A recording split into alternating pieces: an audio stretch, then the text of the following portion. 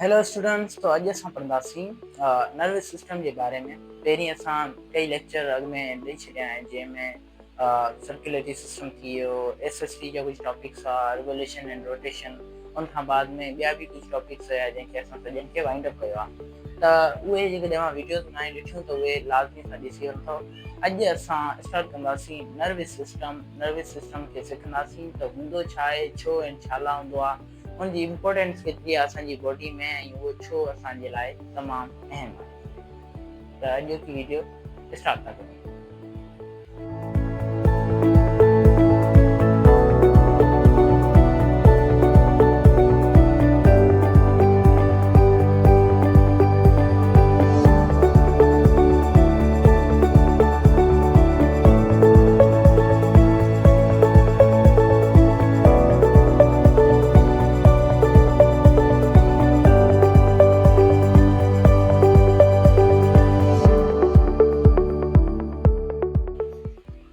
त सभ खां पहिरीं नर्वस सिस्टम जे बारे में हर डिटेल हिते प्रोवाइड थियल आहे, माना उन जे बारे में लिखियल आहे, उन जे सेल जे बारे में लिखियो पियो आहे। त पहिरीं असां हितां खां स्टार्ट था करूं।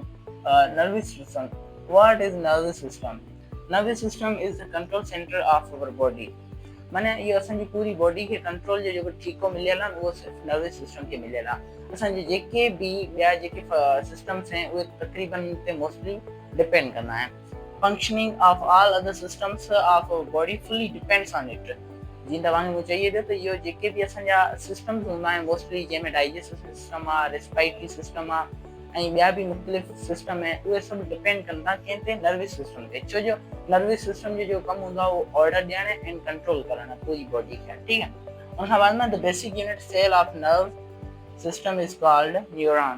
हाणे जेको नर्वस सिस्टम खे हिकिड़ो स्पेशल सेल हूंदो आहे, स्पेशल असां इन जे करे चऊं पिया त मोस्टली जेके बि ॿिया सिस्टम्स हूंदा आहिनि उन्हनि खे माना सेम ई सेल हूंदा आहिनि जेके बॉडी में हूंदा आहिनि, पर जेको नर्वस सिस्टम आहे उनखे वरी धार हिकिड़ो स्पेशल सेल हूंदो आहे जंहिंखे असां न्यूरॉन चवंदा आहियूं।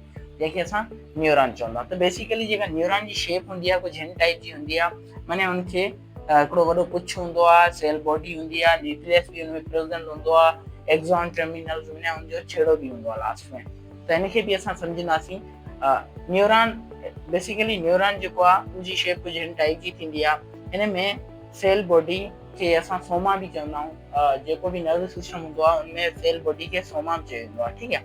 उन खां बाद में डेंड्राइट्स कंहिंखे चयो वेंदो आहे। डेंड्राइट्स इहो वारनि वांगुरु टाइप जो इहे ॾिसजनि पियो आहे कि हिननि खे डेंड्राइट्स चयो वेंदो आहे।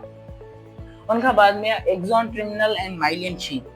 एक्सॉन टर्मिनल जेको छेड़ो हूंदो आहे लास्ट में उन्हनि खे चयो वेंदो आहे, ऐं माइलिन शीथ विच में जेका स्पेस तव्हांखे ॾिसे पई बॉक्स टाइप जी, इनखे माइलिन शीथ चयो वेंदो आहे। अच्छा, इन जे विच में जेका ही स्पेस पई आहे इन जो बि हिकिड़ो नालो आहे जंहिंखे नोड्स ऑफ रेनवर चयो वेंदो आहे, ठीकु आहे। उन खां बाद में इहो थी वियो न्यूरॉन जो इंट्रोडक्शन। ऐं न्यूरॉन जो बेसिकली कमु कहिड़ो हूंदो आहे इहो बि सम्झणो आहे। त न्यूरॉन ट्रांसमिट नर्व इम्पल्स यानी messages from brain to the body parts. हाणे छा थींदो आहे, जेको न्यूरॉन जो जेके तव्हांखे ख़बर हूंदी, नर्वस सिस्टम जेको आहे असांजो उनजो कमु ई आहे त मैसेजेस ऑर्डर वठणु ऐं ऑर्डर ॾियणु, ठीकु आहे। त हाणे छा थो थिए, जेको न्यूरॉन जो बेसिकली जेको कमु थींदो आहे यानी स्पेशल सेल जेको नर्वस सिस्टम जो आहे न्यूरॉन, उनजो कमु आहे neuron transmit nerve impulse messages from brain to the body. हाणे को बि फॉर एग्जाम्पल कुझु बि थी सघे थो, मिसाल तौरु मूंखे मार्कर सां का शइ लिखणी आहे, त हितां खां जेको मुंहिंजे माना हथनि में माना पूरी बॉडी में नर्व्स ई लॻल आहिनि यानी न्यूरॉन्स लॻल आहिनि, न्यूरॉन सेल आहिनि। त मुंहिंजे हथ इहो पहिरीं मैसेज मोकिले यानी नर्व इम्पल्स मोकिले दिमाग़ न त मूंखे बोर्ड ते कुझु लिखणो आहे, ऐं वरी जॾहिं ब्रेन वापसी मैसेज ॾिनई हथ खे त तूं भले कुझु लिखे सघंदो, ठीकु आहे। त इहो ई हूंदो आहे न्यूरॉन जो कमु। एंड न्यूरॉन जा वरी नर्व इम्पल्स जा वरी ॿ टाइप हूंदा आहिनि, माना ॿिनि टाइप जा नर्व इम्पल्स हूंदा आहिनि।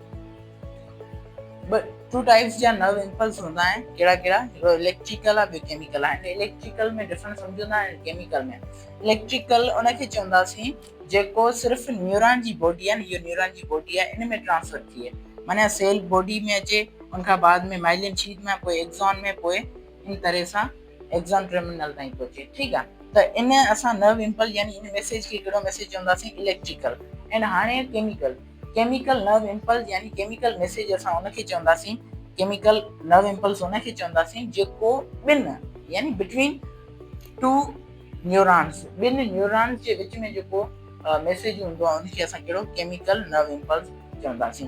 कीअं मिसाल तौर ॿियो हिकिड़ो न्यूरॉन आहे, इन सां लाज़मी ॻाल्हि आहे ॿिया बि न्यूरॉन कनेक्टेड हूंदा, त हिकिड़े न्यूरॉन खां ॿिए न्यूरॉन में जेको मैसेज ईंदो आहे, जेको नर्व इम्पल्स ईंदो आहे, उनखे असां कहिड़ो चवंदासीं, उनखे चवंदासीं असां केमिकल नर्व इम्पल्स। उनखे कहिड़ो मैसेज चवंदासीं असां, chemical nerve impulse. I hope that's clear. ठीक है, समझ में अची वियो हूंदो तव्हांखे। हाणे अचूं था असांजो टाइप्स ऑफ न्यूरॉन ते। हाणे असां पढ़ूं था टाइप्स ऑफ न्यूरॉन, यानी न्यूरॉन जो केतिरा टाइप हूंदा आहिनि। त बेसिकली न्यूरॉन जा 3 टाइप हूंदा आहिनि, उन्हनि खे असां डिफाइन कंदासीं। त कहिड़ा कहिड़ा हूंदा आहिनि टाइप्स, ठीकु आहे। पहिरियों आहे सेंसरी न्यूरॉन। ॾिसो तव्हां माना सेंसरी न्यूरॉन जॾहिं नालो वरितोसीं, उन सां बि असांखे कुझु महसूसु थियो, माना हिन में कुझु सेंस सां कुझु रिलेटेड आहे। हा, तव्हां सही गैस कयो, ठीकु आहे। सेंस सां रिलेटेड कीअं, ॿुधंदा ॾिसंदा। carry nerve impulse from sensory organs such as skin, nose, ear, tongue, eyes।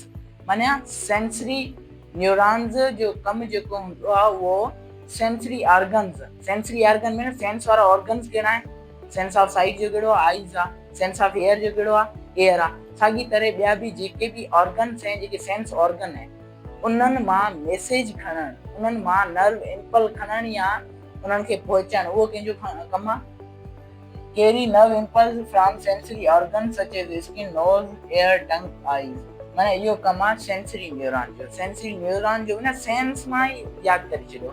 Sense means माना सेंस ऑर्गन्स खां, सेंस जेके ऑर्गन्स आहिनि, सेंस वारा उज़वा आहिनि, मिसाल तौर आइज़ थी वियो, असांजो नोज़ थी वियो, अखि थी वई, इन्हनि खां जेको नर्व इम्पल्स खणंदो केरु, सेंसरी न्यूरॉन। ऐं उनखां बाद में सेकेंड वन आहे मोटर न्यूरॉन। मोटर न्यूरॉन छा कंदो, carry nerve impulse from brain to target organs such as muscles and glands।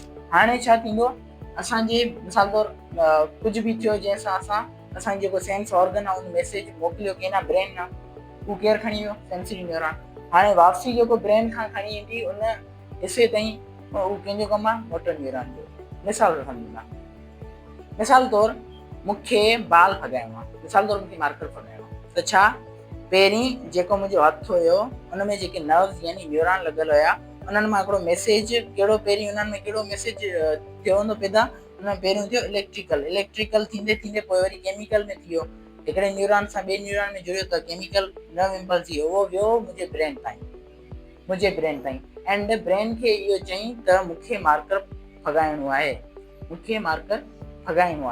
त ब्रेन छा कंदो, हाणे जेको इहो नर्व इम्पल्स विया पे कंहिंजे थ्रू, सेंसरी न्यूरॉन जे थ्रू। कहिड़े थ्रू, सेंसरी न्यूरॉन जे थ्रू विया पे मैसेज असांजा ब्रेन ते।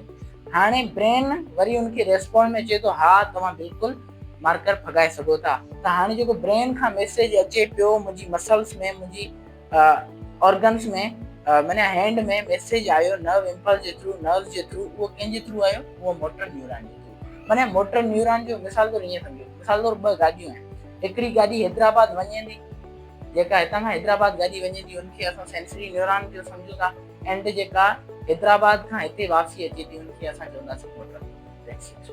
माना गाॾी जो हिते ख़ासि एग्जाम्पल त कोन थो थिए, पर कोई बि सम्झण जे करे।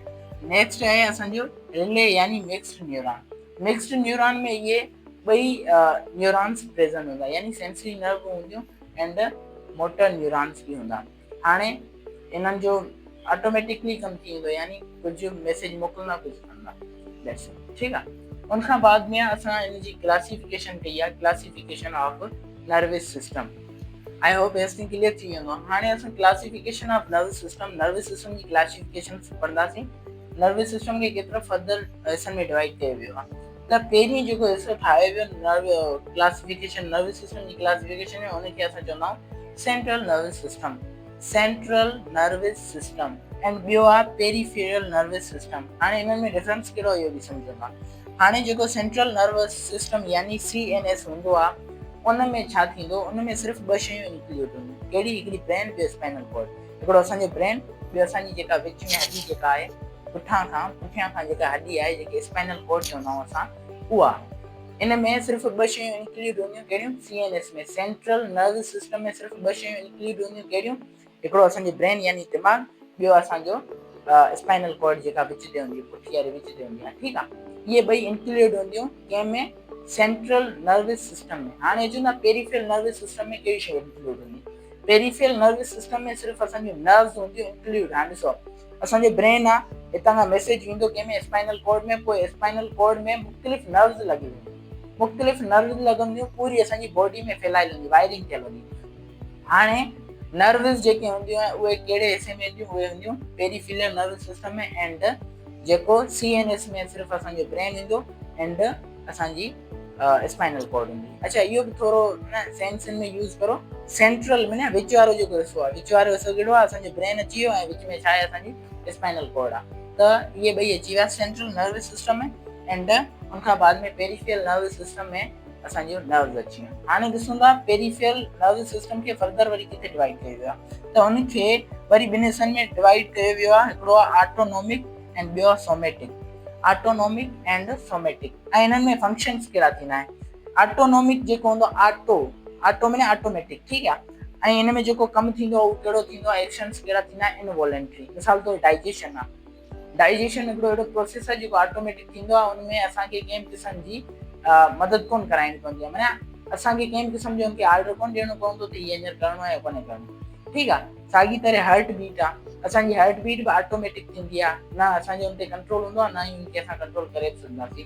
एंड उनखां बाद में हूंदो आहे असांजो सोमेटिक, यानी हुन में वॉलेंट्री फंक्शन्स थींदा आहिनि, एक्शन्स थींदा आहिनि। वॉलेंट्री कहिड़ा आहिनि, मिसाल तौरु असां चऊं था इहो मार्कर फॻाऊं, असांजी मर्ज़ी आहे फॻाए बि सघूं था, नथा फॻाए सघूं, माना असांजी मर्ज़ी सां कमु थिए, उनखे असां चवंदासीं वॉलेंट्री एक्शन्स, जेके सोमेटिक में अचनि था। एंड ऑटोनॉमिक माना जेके इनवॉलेंट्री हुजनि, जंहिं ते असांजो कंहिं बि क़िस्म जो कंट्रोल न हुजे। That's it. अॼोको लेक्चर हिनखे वरी थोरो रिवाइज़ करे था वठूं, ताकी असांखे हर शइ फाइनलाइज़ असां करे एंड सुठे नमूने सम्झ में अची वञे। त पहिरीं असां पढ़ियोसीं नर्वस सिस्टम। नर्वस सिस्टम में छा असां पढ़ियोसीं, हुनखे छा चयो, छा खे नर्वस सिस्टम चयो वेंदो आहे। त नर्वस सिस्टम कंट्रोल सेंटर असांजी बॉडी जो अहिड़ो सिस्टम आहे जेको पूरे ऑर्गन्स खे, पूरे सिस्टम्स खे कंट्रोल कंदो आहे, ठीकु आहे। हिन जो बेसिक यूनिट जेको हूंदो आहे हुनखे न्यूरॉन यानी न्यूरॉन चयो वेंदो आहे। बेसिक यूनिट यानी सेल जेको हूंदो आहे हुनखे न्यूरॉन चयो वेंदो आहे। न्यूरॉन जी कुझु अहिड़ी टाइप जी शेप हूंदी आहे, हिनखे सेल बॉडी हूंदी आहे, पुछड़नि खे डेंड्राइट्स चवंदा आहियूं, ऐं लास्ट में हिनखे एक्सॉन टर्मिनल्स हूंदा आहिनि। बाक़ी जेको विच में हिकिड़ो पुछ हूंदो आहे हिनखे असां एक्सॉन चवंदा आहियूं, माइलिन शीथ हिन बॉक्स खे चयो वेंदो आहे, ठीकु आहे। That's it. ऐं जेको विच में ब्लैक डॉट ॾिसी रहिया आहियो अवां, हिनखे न्यूक्लियस चवंदासीं, ठीकु आहे। उनखां बाद में न्यूरॉन जो कमु, neuron transmit nerve impulse messages from brain to the body parts. मुख़्तलिफ़ बॉडी जे पार्ट्स में असांजो जेको नर्व इम्पल्स यानी असांजो जेको मैसेज हूंदो आहे उहो न्यूरॉन जे थ्रू ट्रांसमिट कयो वेंदो आहे, माना हिकिड़े हंध खां ॿिए हंधि मोकिलियो वेंदो आहे। त नर्व इम्पल्स ॿ टाइप जा हूंदा आहिनि, हिकिड़ा इलेक्ट्रिकल, ॿिया आहे केमिकल। इलेक्ट्रिकल उन्हनि नर्व इम्पल्स खे चवंदासीं जंहिंमें सिर्फ़ु जेको मैसेज आहे, जेको नर्व इम्पल्स आहे, उहो सिर्फ़ु ट्रांसफर थिए, ट्रेवल करे सिर्फ़ु हिकिड़े न्यूरॉन में, न्यूरॉन जी बॉडी में ट्रांसफर करे, ठीकु आहे, ट्रेवल करे, त हुनखे असां इलेक्ट्रिकल नर्व इम्पल्स चवंदासीं। एंड केमिकल नर्व इम्पल्स उनखे चवंदासीं जंहिंमें जेको असांजो न्यूरॉन आहे उहो असांजो नर्व इम्पल्स आहे उहो ॿिनि न्यूरॉन जे विच में छा करे, ट्रांसफर करे या ट्रांसमिट करे ऐं ट्रेवल करे, ठीकु आहे। That's it. उनखां बाद में टाइप्स ऑफ न्यूरॉन, टे टाइप्स हूंदा आहिनि न्यूरॉन जा, हिकिड़ो सेंसरी न्यूरॉन, ॿियो आहे मोटर, एंड टियों आहे रिले और मिक्स्ड न्यूरॉन। सेंसरी न्यूरॉन जेको सेंस ऑर्गन मां नर्व इम्पल्स यानी मैसेजेस खणे, एंड मोटर न्यूरॉन उहो किथां मैसेजेस खणंदो, उहो मसल्स खां या ग्लैंड्स खां मैसेज पहुचाईंदो। नर्व इम्पल्स जेको मोटर न्यूरॉन हूंदो आहे उहो मैसेजेस कैरी कंदो, किथां खणंदो, ब्रेन खां खणी मसल्स या ग्लैंड्स ताईं पहुचाईंदो। जेको सेंसरी नर्व आहे उहो मैसेज खणी वेंदो, जेके बि ऑर्गन आहिनि सेंसरी ऑर्गन उन्हनि खां खणी ब्रेन ताईं वेंदो, एंड मोटर न्यूरॉन ब्रेन खां खणी उन्हनि ऑर्गन्स ताईं वेंदो, ठीकु आहे। उनखां बाद में आहे रिले मिक्स्ड न्यूरॉन, रिले और मिक्स्ड न्यूरॉन, इन जा ॿ नाला, ठीकु आहे। Connects both sensory and motor nerve neurons, इन ॿिन्ही खे कनेक्ट कंदो आहे। उनखां बाद में असां ॾिठोसीं क्लासिफिकेशन ऑफ नर्वस सिस्टम खे डिवाइड कयो ॿिनि हिसनि में, हिकिड़े खे CNS चवंदा आहियूं, ॿिए खे असां PNS चवंदा आहियूं। CNS खे फर्दर डिवाइड कयो आहे ब्रेन एंड स्पाइनल कॉर्ड, यानी CNS सेंट्रल नर्वस सिस्टम में ॿ शयूं इंक्लूड हूंदियूं, कहिड़ियूं, हिकिड़ी ब्रेन, ॿियो स्पाइनल कॉर्ड, एंड जेको पेरीफेरल नर्वस सिस्टम उन में नर्व्स इंक्लूड हूंदियूं, ऐं इनखे वरी फर्दर ॿ हिसनि में डिवाइड कयो वियो आहे। हिकिड़ो आहे ऑटोनॉमिक, ॿियो आहे सोमेटिक। ऑटोनॉमिक में ऑटोमेटिक कमु थिए, जंहिंमें इनवॉलेंट्री फंक्शन्स थिए, जंहिं ते असांजो कंट्रोल को बि न हुजे, ऐं सोमेटिक उन्हनि खे चवंदासीं जंहिंमें वॉलेंट्री फंक्शन्स थिए। Hope this video will be helpful for U. हाणे इहो माना मूंखे ईंदो लॻे तव्हांजे जेको इहो नर्वस सिस्टम आहे हिन में हाणे अव्हां जेको क्वेश्चन कोन रहियो हूंदो, अदरवाइज़ जेकॾहिं का बि शइ सम्झ में नथी अचे त हिकु दफ़ो वरी हिन वीडियो खे ॾिसो, ताकी अव्हांखे जेके बि शयूं नथियूं सम्झ में अचनि उहे सभई क्लियर थी सघनि। Thank you for watching. Allah हाफिज़।